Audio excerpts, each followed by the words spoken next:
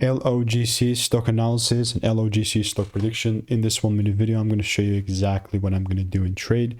I'm the only guy in this space, stock trading space, option trading space, that has actually recorded 40,000 videos and has proof of everything. It's on my YouTube channel. Ultimately, all I'm looking to do is just double down on with the bearish side, as long as there was a double break. I got the first break, second break never happened, so I'm going to get rid of all that.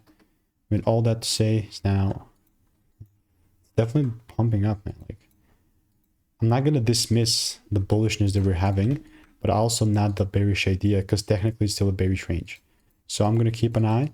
Only if there's a bearish double break like this, only then I'm going to look to take it down. But yeah, other than that, I'll continue to keep you updated. So previous receipts in the Discord, here they are. And if you want to learn how I'm making 5 to 10K per month trading, click the first link in the description and get my free emails.